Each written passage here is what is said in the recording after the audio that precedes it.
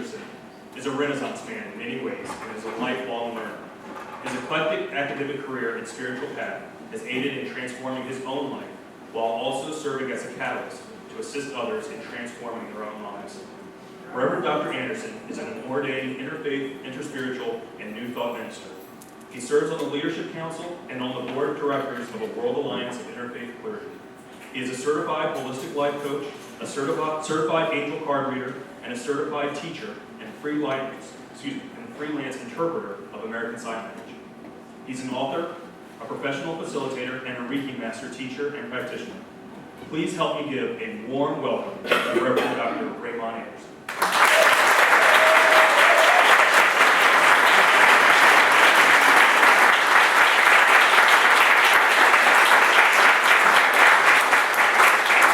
Sometimes when I hear all that, I sometimes forget that that's actually me. And the reason that I say that, because how many of you know me? I mean, we may have met, or you may have gone to the website, or we know each other from something. Thank God. Thank you. So before I go into actually the teaching for today, I'd like to tell people a little bit about who I am and how I ended up being here. Because it's a very interesting roller coaster ride. So, everyone has a story, correct? Yes. And we're, some people, we have friends, we have family who love their stories. And I used to be one of those.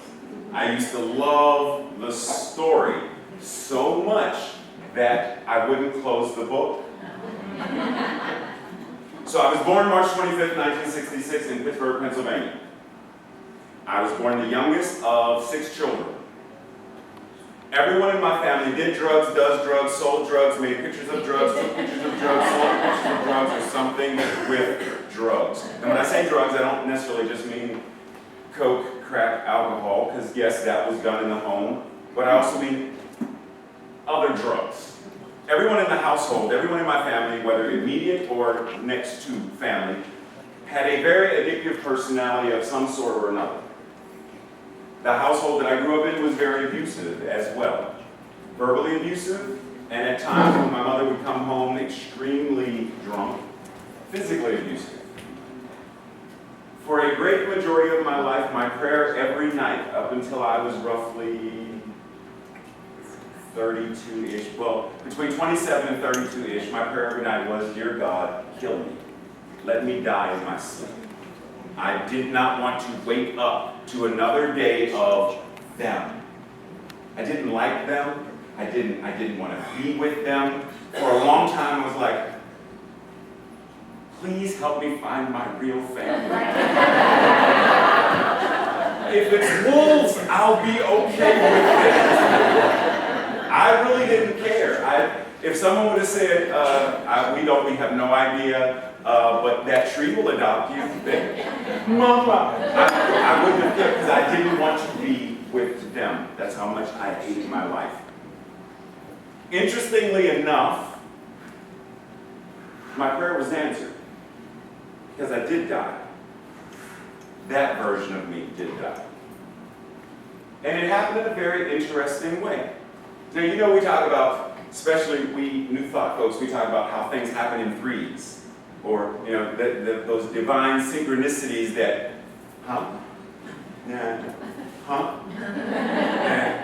Yeah, okay, I'll pay attention to this one. So this one day, a friend of mine and I are walking through, now let me 3 steps back. Hi, I'm Ray and I'm a nerd. Hallelujah. I am not the only one who is a nerd here. I appreciate that. Namaste. Anyone else? Isn't it funny how when I do the hallelujah thing, I'm a nerd too. But prior to that, so I'm a nerd. I'm one of the last few people who Nook, no. Kindle, no. Paper, yes. So I love books. So my friend and I were walking through a used bookstore, and being the nerd that I am, I have to touch them. I can't just, oh, look, books. I have to, I love they feel and the smell of. So I walk past, and as I take a step, I hear kathum. And I turn and look, and there's a book laying on the floor. So I'm not going to leave it there. So I pick it up and I put it back. And I, kathum. Is this an Alan Funt kind of, should I just date myself? Alan Funt, never mind. So I go back, because I know some people are, so I go back, I put it back, and I look, because I'm thinking, like library, someone on the other side pushed a book and he pushed this one out. But it was a wall. So I push it back and I push it in, push it again, so I know it's not going to move. And I step, and I walk and I start to turn the corner, I hear thump. And I look back and I said, I'm buying this. I go back and I pick it up. And it was a book called Reaching, The Journey to Fulfillment by an Episcopal minister, priest Morton Kelsey. So I started reading this book and I read it from cover to cover, forward and backwards and forwards. I even flipped it, read it upside down. There were things in this book that did stuff in my mind that I couldn't even grasp. This man was a traditional minister, expanding my consciousness, talking about, you do know you can change your life. No, that's not, no. I'm a victim of circumstance. You don't understand. My parents do drugs. My brothers do drugs. I'm a victim. I want to say that I'm reading my book, cover to cover, my story, my book. So somewhere in there, something tested me and said, if you build it, they will come. If you do this, it will change. Not yet. Suffer. Okay, maybe now. So I give it a shot. You know, I'm a Star Wars generation child. In the words of Yoda, do or do not. There is no try. So, okay, fine. I'm going to go ahead. So I put it into practice, and I start seeing things start to shift. I'm like, whoa. How is this possible? So then that book led to Wayne Dyer's book, Real Magic. And anyone here familiar with the book? Okay, in the beginning, and I'm not even going to attempt to quote it, but in the beginning of the book, there's a poem, and it says, what if you had a dream, and in the dream, you went to heaven, and in heaven, you saw a rose, and you plucked that rose, and what if when you woke up, that rose was in your hand? Sort of roughly. That right there, I could get past that poem for about 3 weeks. Because just well, what if? Wow, what if? Because I'm of the generation of, well, what if? Why not? If Gandhi could stop a war by not eating, what if? If Martin Luther King could, and Mother Teresa could, and Mary McLeod Bethune could, and all of these people could, then what if? If there was a time when, how many people in here fly? I don't mean like fly. I mean, because if somebody in here says me, yeah, that's Superman time.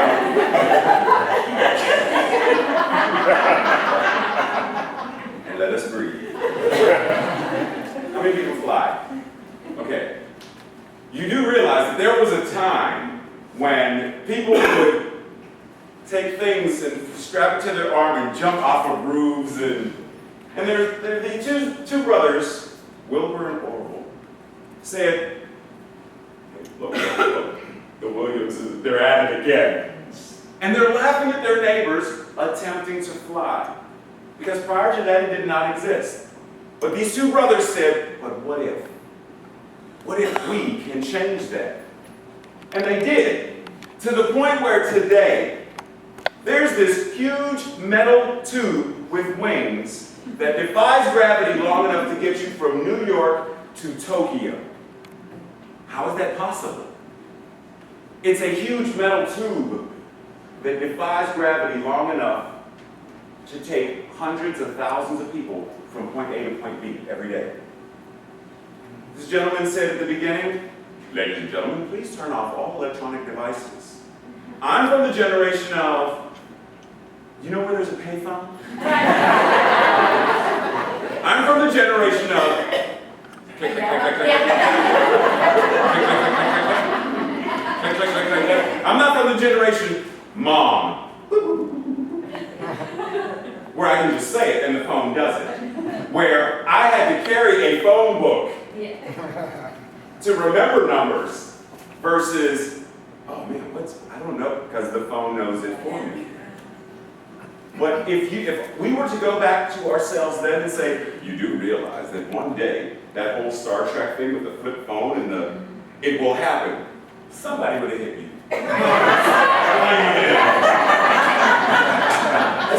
No. Think of how large computers used to be then. They would fill up this room.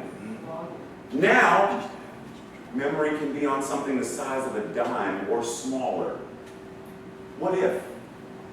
So I started reading Real Magic and said, well, what if? And I started putting these things to practice. And things started to change. I started to realize that just because my mother came home drunk, I didn't have to suffer. I started reading through the illusion. I started realizing that, wait a minute, I have a choice in this. I don't have to suffer just because they're choosing to outpicture whatever they're choosing to outpicture the way that they are. I have a choice. What if? What if I decide, what if I dare to love myself enough to be happy no matter what? What if I dare to, now, research back. My father had what's commonly referred to as Lou Gehrig's disease.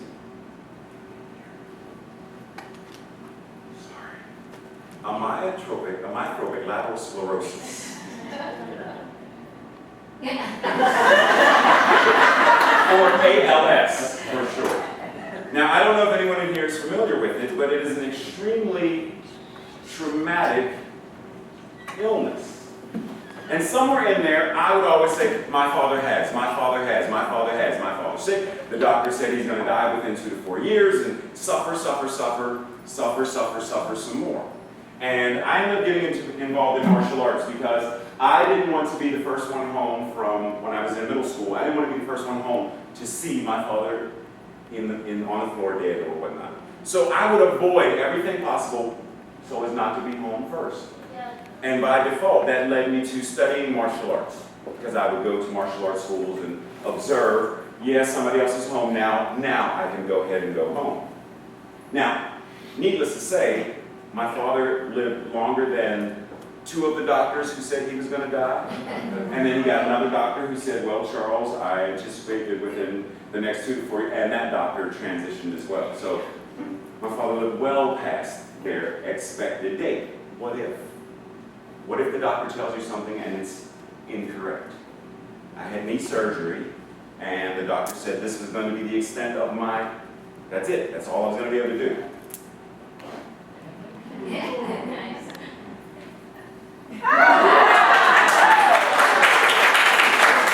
So what if?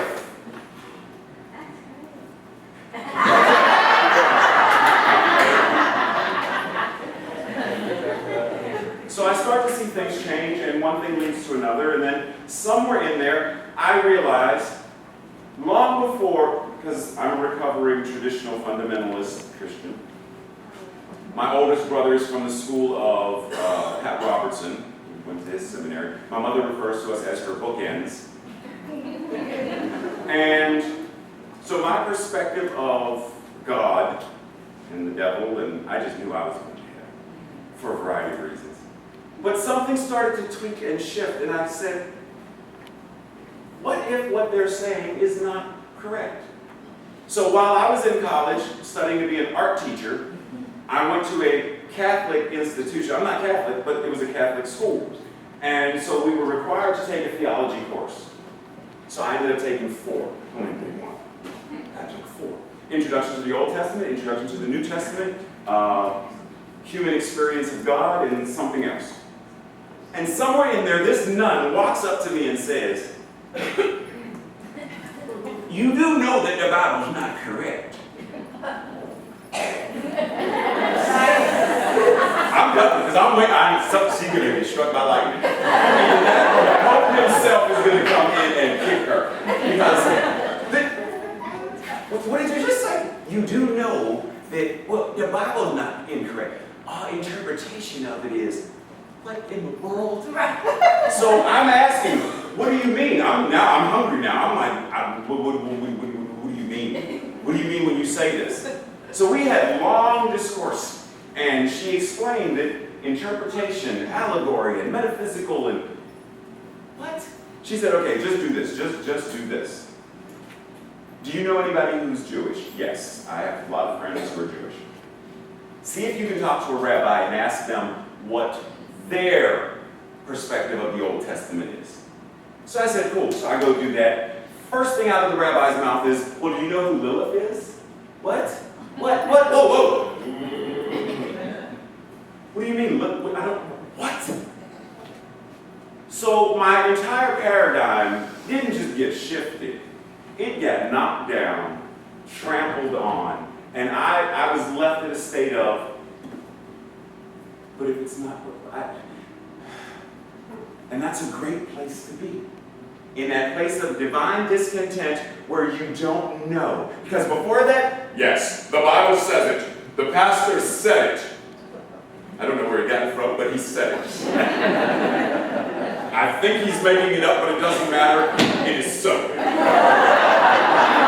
mean, I would defend. And if somebody said, where is it? Where is it in the Bible? Then how do you know it's there? Because she did. I would trust, even though I wouldn't go find. So long before I got involved in traditional Christianity, I didn't realize that I was already on a spiritual path.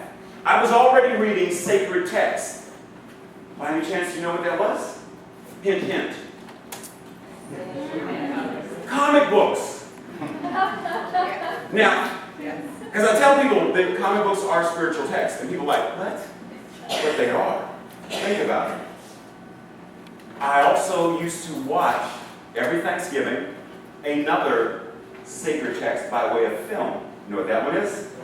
Wizard of Oz. Wizard of Oz. Now, at the time, going through it, watching it, I had no idea that I was in church. No idea. Until this one day, I'm reading something and I'm, attempting this, I don't know, you're supposed to meditate. Om Shanti Shanti. Om Shanti. So I'm doing the whole meditation thing, and at some point I have this realization that it felt like everything and everyone and just, you're enough. And then I heard something the rabbi told me. He said, well, do you know what God's name is? God. He said, silly rabbit. No. What I'm saying is, do you know, no, Rabbi, what is God's name? And he said, I'm not supposed to say this out loud, but we're amongst friends. You'll behave, Father. And I said, huh? He said, you know the story of Moses, how Moses goes to the mountain, and Moses says, okay, so you gave me these, and I'm supposed to do what? Take it down to them. Okay, so hold on. When I take it down to them, I know them well enough. Trust me, I know them. They're going to say, so Moses, who sent you with this? They're going to want to know. Who, huh? Yod-Hey. What does that mean? I am that I am. I am that I am sent these 10 commandments to you. Now, and of course they laughed at him or whatnot. But the significance of that is, we often use the most powerful words in creation, the very name of God, I am. And we say, I am sick and tired of. I am bored, I am lonely, I am mad, I am. Versus shifting, just that one shift will change everything in our existence. And I didn't believe it at first, but what if? What if I consciously start saying, I am, to things that before I would never accept or believe? I am great. I am good enough. Not just good enough, I am goodness itself. How often in the morning do I look in the mirror and I say, oh man, versus look in the mirror and recognize and realize that it's God looking back at me. God looking through my eyes into the reflection back. God is seeing itself through me. How often do I do that? And I'm talking about then, because I do it all the time now. But I tested it, put it to the test. Put it to the test. See if, what if? So I started to tweak. And anytime I would go to a restaurant or go to the store and someone would step to me with the realization, their lack of realization of who and what they are, I'd hold in consciousness for them. You don't know who you are. I'll know it for you. That kept me from getting mad. Now, though I'm not Catholic, I must confess. I do have moments of road rage at times. Now, when I say road rage, I don't mean cursing and, no, I mean I'll sit in the car and I will talk to, dude, why didn't you use your turn signal? Because that's road rage. They can't hear me. But every now and then I remember they're my teacher in this moment to say, Ray, be mindful. Ray, wake up. Ray, realize. And in that moment I say, I do not know why they did not use it for a signal.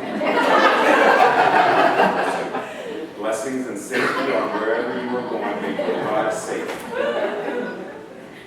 Drive your car. Stay in your lane. But what if?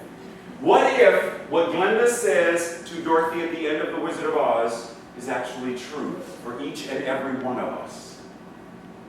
Everyone knows the story, right? Okay, so they're in the balloon basket, and the scarecrow and the Toto jumps out because he sees a cat. Woof, woof, woof, and he runs off, and Dorothy's not leaving Toto. Dorothy's not leaving Toto, so she gets out the basket, and Professor Marvel flies away because he can't control the balloon. And Glenda shows up, and tell me what I need to do, da, da, da. And Glenda says, girl, you don't get together 3 times and say there's no place like home. Oh, time out. And the scarecrow says,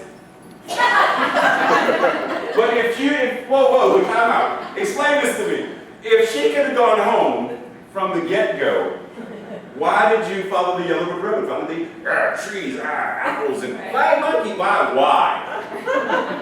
And Glenda says, if I had told you then what I'm telling you now, you wouldn't have believed me then. You had to go through what you went through to get to this place where you can now receive this awareness that you had the power all along. No. Not before the house landed, because when I first heard that, not when the house landed in Oz. I'm talking about before the house left Kansas. You had the power all along. You could have been walking on that fence when you fell in with the pigs. You could have the realization right then that you are it. That you are good enough. That everything you think you're seeking, you already are. What if every single morning we woke up and the first thing out of our mouth is, I am God? Literally. What kind of tone would that set for the day? I am God. In the same way that, because often people try to say, no, I got about 2 minutes left. Yeah. People would ask me, well, Ray, explain this whole new thought thing about when you say, you're God. What does that mean? Explain that to me. Because I don't understand that. Then I say, okay, so let's say God is the principle, the scientific principle of water. The scientific principle of water is H2O. God is H2O. H2O shows up in a variety of ways as snowflakes. And each snowflake is an individual. As raindrops, as hail, as sleet, as steam, as a variety of things. Yet, when they return, it goes back to H2O. And they're like, whoa, dude, that's deep. Okay, get it. There's only H2O. And then it manifests as, and then when it's done, it goes back to. Why can't we? What if tomorrow morning, waking up, I am God? And as that, realizing that I am God, every word I speak has power. Every word I speak, every thought I think is created. Because first, Wilbur and Orville, they envisioned it, and then they outpictured it. Walt Disney, so to build this, I think I'm going to call it an amusement park. So, Walt, where do you want to build it? You want to build it right here in Florida. No, you can't. Why not? It's swampland. It's not possible. And Walt Disney said, but what if? What if we do this? Well, it's never been done before. Well, what if we do it then? Just because it's never been done before doesn't mean it's not possible to do. What if we do it? And they did it. And Walt Disney World was created. George Lucas. George, you can't make this movie. What if? And he did it on his own. How many places, times, people throughout history have done what we typically call impossible? What if tomorrow morning you wake up and realize you had the power all along? Oh.